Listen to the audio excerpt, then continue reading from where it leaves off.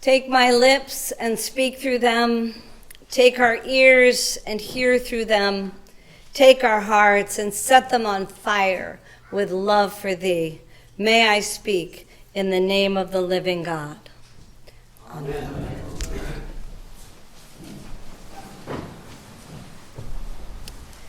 Today we hear the story of Jesus healing the man born blind. Jesus sees the man, and the disciples immediately launch into a theological discussion. Why was this man born blind, they want to know. Jews thought suffering and sin were connected. If someone was suffering, someone must have done something to cause it. Who sinned, they asked Jesus. This man or his parents? Is prenatal sin a possibility? We do this. Why are we the way we are? Is it our fault? Is it the fault of our parents? Or maybe somebody else? Who is to blame? As if the suffering isn't suffering enough. And Jesus heads it off at the pass. Neither this man nor his parents sinned. He was born blind so that God's works might be revealed in him. You're asking the wrong question. You're looking for someone to blame. There is no such cause and effect here. This is an opportunity for God to act. Look instead for what God can do. As long as I am in the world, I am the light of the world. Watch me. And he made a paste with spittle and mud, a familiar ritual of healing, put it on the man's eyes, and told him to go wash in the pool of Siloam. The man went and washed and saw, and the trouble began. The neighborhood was abuzz. Isn't this the man we used to see begging who's born blind? Oh, it's him, all right. No, it's not him, but it's somebody like him. It's me, said the man. The sighted people can't believe their eyes. What happened? Well, the man named Jesus put a mud paste on my eyes and told me to go wash. I did, and now I see. Well, where is the man now? I don't know, said the man. Skeptical, they march him off to the Pharisees because Jesus made this paste on the Sabbath day, which the Pharisees would consider work. Tell us what happened, they grilled him. Well, he put clay paste on my eyes, told me to wash. I washed, and now I can see. The Pharisees, blinded by their own rules, said, obviously the man is a lawbreaker because he did this on the Sabbath.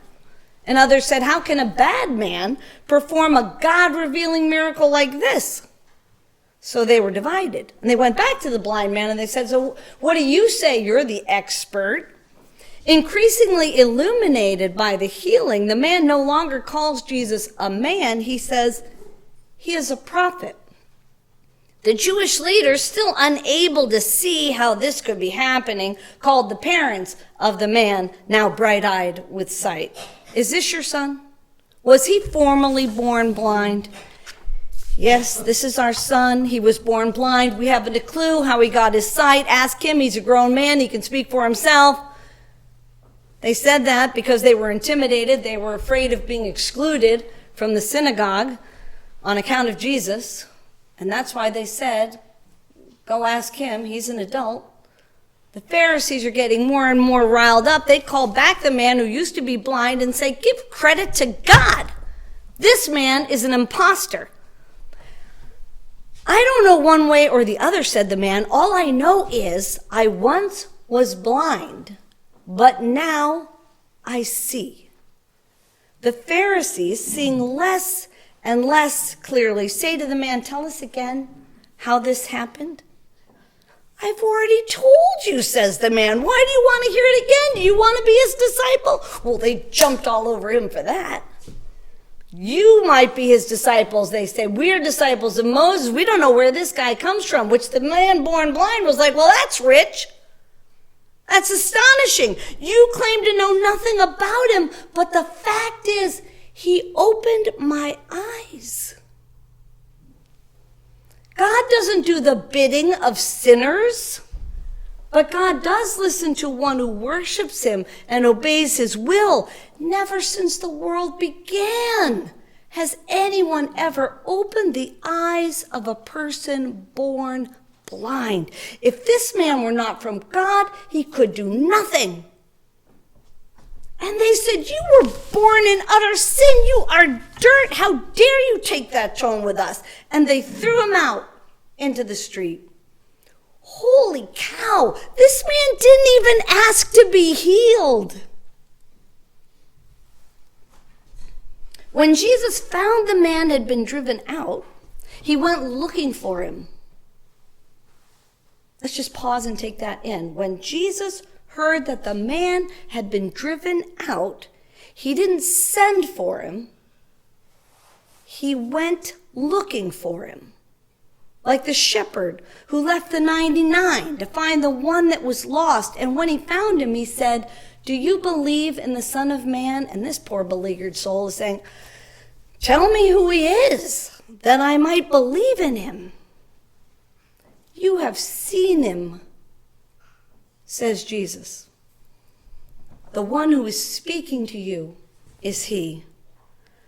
Lord, I believe, said the man, and he worshiped him, not knowing what had hit him, but radiant with light.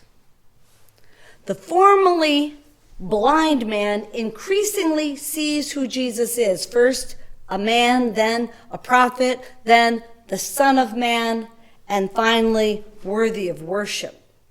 Lord, I believe.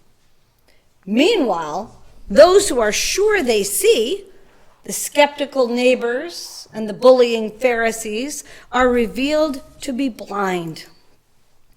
I came into this world for judgment, Jesus says in this passage, so that those who do not see, like the man born blind, can see, and so that those who have made a great pretense of seeing will be exposed as blind. Jesus is shooting a warning shot over the bow, saints. He's saying there are none so blind as those who will not see. Are we among those who are sure that we see? Are we open to the reality that we are blind to parts of ourselves? Not to mention the lived reality of other people, among them the poor, people of color, women, teenagers, older people, blind to situations around us and beyond us. Jesus attaches no blame to those who are blind and in humility know it and acknowledge it and make room for other people, open to the possibility of their unexpected vision.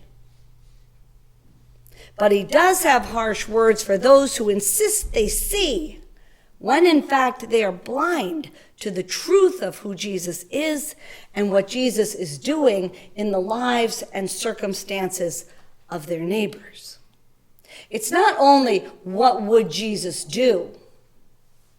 This passage causes us to ask, what would Jesus see? How does Jesus see this person, this situation, me? Jesus, the light of the world, comes among us, making darkness light. He both sees us and exposes us. It's not always comfortable. Light we're not accustomed to, at the very least, makes us squint. And at our worst, we want to stamp it out. We don't always want the illumination Jesus brings, both physical and spiritual. We tell ourselves we can't bear the exposure because we're afraid if people really saw us the way we are, they wouldn't like us. But it's my experience that those who have had their own experience with the light, those on whom the revealing light of Christ has shone, hold our vulnerability in tender hands.